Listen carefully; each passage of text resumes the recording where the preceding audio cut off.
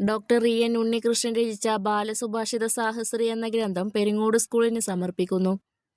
കുട്ടികൾക്കുള്ള 1000 ആധുനിക സംസ്കൃത സുഭാഷിതങ്ങളുടെ ശേഖരണമാണ് ഡോക്ടർ എൻ ഉണ്ണികൃഷ്ണൻ എഴുതിയ ഗ്രന്ഥത്തിലുള്ളത്. ഇതിന്റെ സമർപ്പണം ഫെബ്രുവരി 4 ബുധനാഴ്ച രാവിലെ 10 മണിക്ക് പെരിങ്ങോട് ഹൈസ്കൂളിൽ നടക്കുമെന്ന് സംഘാടകർ വാർത്താസമ്മേളനത്തിൽ അറിയിച്ചു. 1973 സംസ്കൃതം പഠിക്കാനായി ചാലിശ്ശേരി പെരുമണ്ണൂരിൽ നിന്ന് പെരിങ്ങോട് ഹൈസ്കൂളിലെത്തിയ ഡോക്ടർ എൻ ഉണ്ണികൃഷ്ണൻ 10ാം ക്ലാസ് പഠനത്തിനു ശേഷവും ഐച്ഛിക വിഷയമായി സംസ്കൃത പഠനം തന്നെ തുടർന്നു. ഡൽഹി സെൻട്രൽ സംസ്കൃത് യൂണിവേഴ്സിറ്റിയിൽ നിന്ന് ഡോക്ടറേറ്റ് നേടുകയും വിവിധ ജില്ലകളിൽ സംസ്കൃതാധ്യാപകനായി സേവനം നടത്തുകയും ചെയ്ത അദ്ദേഹം തൃശൂർ ഗവൺമെന്റ് ട്രെയിനിംഗ് കോളേജിൽ നിന്ന് സംസ്കൃത വിഭാഗം മേധാവിയായാണ് വിരമിച്ചത്.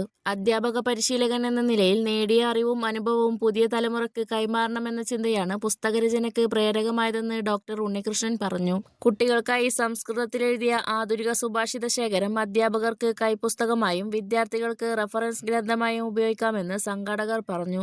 ഫെബ്രുവരി 4 രാവിലെ 10 മണിക്ക് പെരിങ്ങോട് ഹൈസ്കൂളിൽ നടക്കുന്ന ചടങ്ങിൽ ഗ്രന്ഥസ്ഥകാരനെ സംസ്കൃതം പഠിപ്പിച്ച സാവിത്രി ടീച്ചർ സ്കൂളിനു വേണ്ടി ശ്രീകല ടീച്ചർക്ക് പുസ്തകം സമർപ്പിക്കും. ഡോക്ടർ ഉണ്ണികൃഷ്ണനോടൊപ്പം പഠിച്ചവരും പഠിപ്പിച്ച അധ്യാപകരും വിദ്യാർത്ഥികളും ചടങ്ങിൽ പങ്കെടുക്കും. പുസ്തകം സൗജന്യമായി വിതരണം ചെയ്യുമെന്ന് സംഘാടകരായ doctor K Jayaraj, E K Manikandan, C Moosa Peringode, M Manikandan, doctor N Unnikrishnan എന്നിവർ പറഞ്ഞു. News desk Thrithala news. മുമ്പുണ്ടായിരുന്ന ഭാഷയാണ് സംസ്കൃത ഭാഷ. ആ ഭാഷ നമ്മുടെ മാതൃഭാഷകളെ, ഭാരതീയമായിരിക്കുന്ന എല്ലാ ഭാഷകളെയും പരിപോഷിപ്പിക്കുന്ന ഭാഷയാണ്.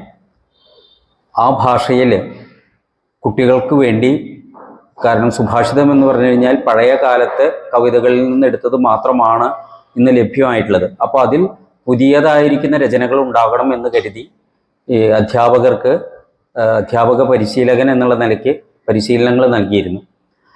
അതിൻ്റെ ഭാഗമായിട്ട് ടീച്ചേഴ്സിന് 1200-ലധികം വരുന്ന കേരളത്തിലെ സംസ്കൃത അധ്യാപകർക്കും 10 ലക്ഷത്തിനോടടുത്ത് വരുന്ന സംസ്കൃത വിദ്യാർത്ഥികൾക്കും അവർക്ക് ഉപകാരപ്രദമായിരിക്കുന്ന ഒരു ഗ്രന്ഥം, അത് സംസ്കൃത ഭാഷയിൽ നിന്ന് ഞാൻ നേടിയെടുത്തിട്ടുള്ള ആ അറിവുകൾ ഉപയോഗിച്ചുകൊണ്ട് സംസ്കൃത ഭാഷയ്ക്ക് തിരിച്ചു കൊടുക്കണം എന്നുള്ള ആശയത്തിൽ നിന്നാണ് ഞാനിങ്ങനെ ഒരു പുസ്തകം രചിച്ചത്.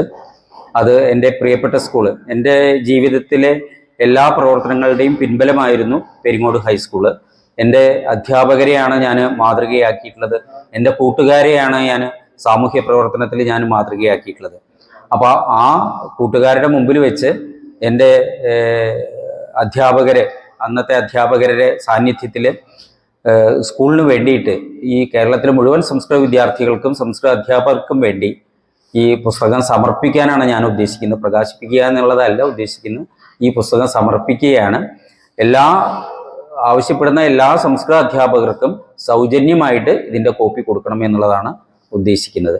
അത് ഈ വരുന്ന ബുധനാഴ്ച ഫെബ്രുവരി 4 കാലത്ത് 10 മണിക്ക് പെരിങ്ങോട് ഹൈസ്കൂളിലെ ഓഡിറ്റോറിയത്തിൽ വെച്ച് എൻ്റെ പ്രിയപ്പെട്ട അധ്യാപിക, എന്നെ സംസ്കൃതം പഠിപ്പിച്ച അധ്യാപിക Savitri teacher, Peringode headmistress ആയിട്ടുള്ള ശ്രീകല ടീച്ചർക്ക് പുസ്തകം കൈമാറിക്കൊണ്ട് അവിടുത്തെ സ്കൂളിലെ ബന്ധപ്പെട്ടിട്ടുള്ള പ്രമുഖരായിരിക്കുന്ന പഴയ അധ്യാപകരും പുതിയ അധ്യാപകരും അടങ്ങുന്ന ഇതിൽ വെച്ച് കുട്ടികളുടെ മുമ്പാകെ വെച്ച് ഈ പുസ്തകം സ്കൂളിന് സമർപ്പിക്കും.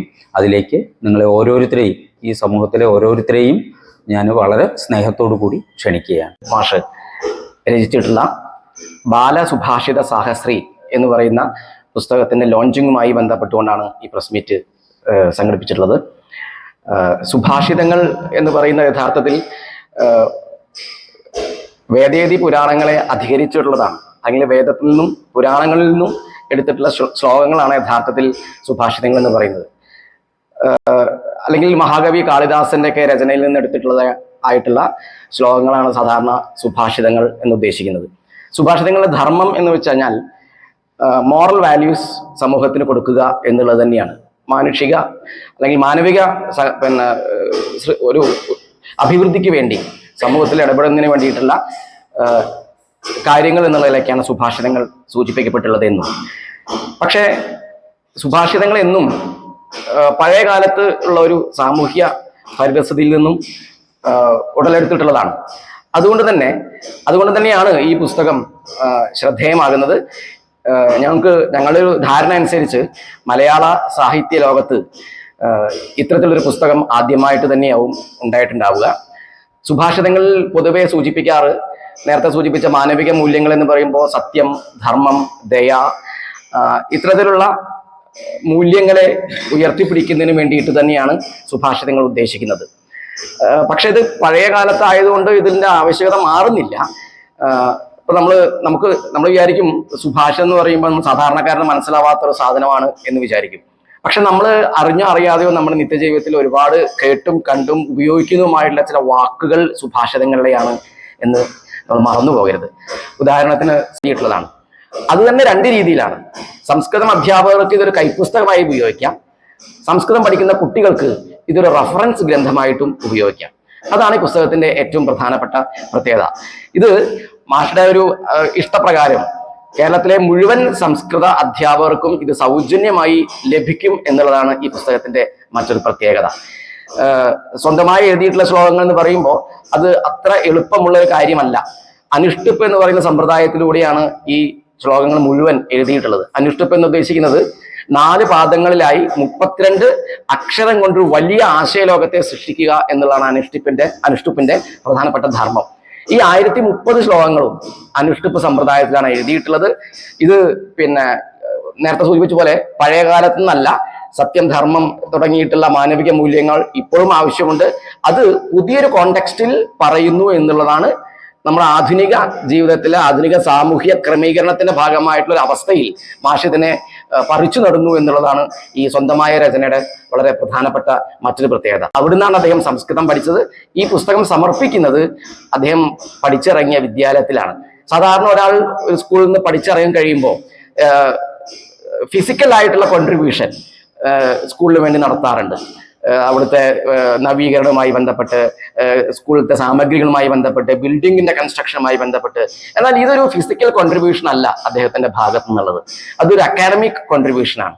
അതാണ് ഇതിന്റെ വ്യത്യസ്തത.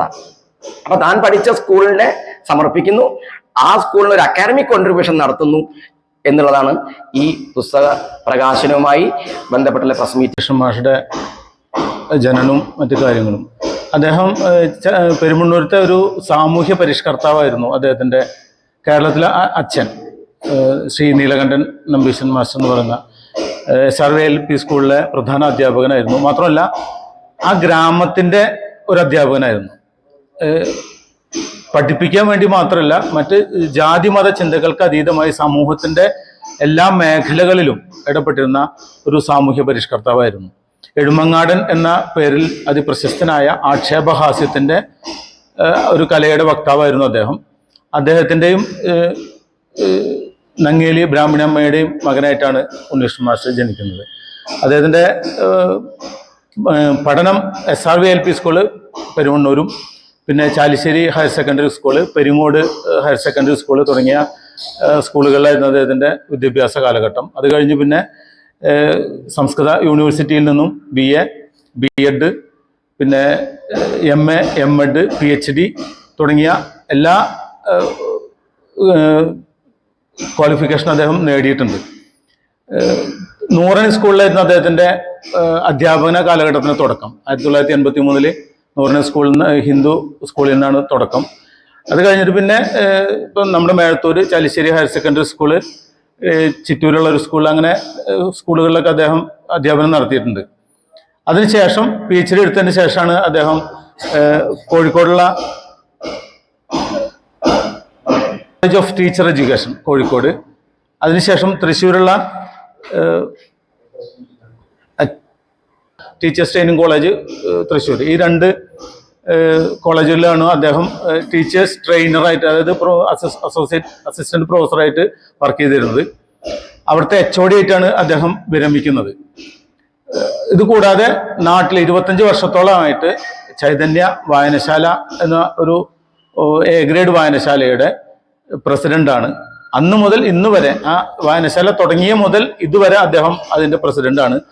പറഞ്ഞ പോലെ ഒരു സുഭാഷിതമുണ്ട്, വിദ്വാനേവ വിജാനാദി വിദ്വജ്ജന പരിശ്രമം നഹി വന്ധ്യ വിജാനാദി ഗുർവീം പ്രസവവേദന. എന്താ?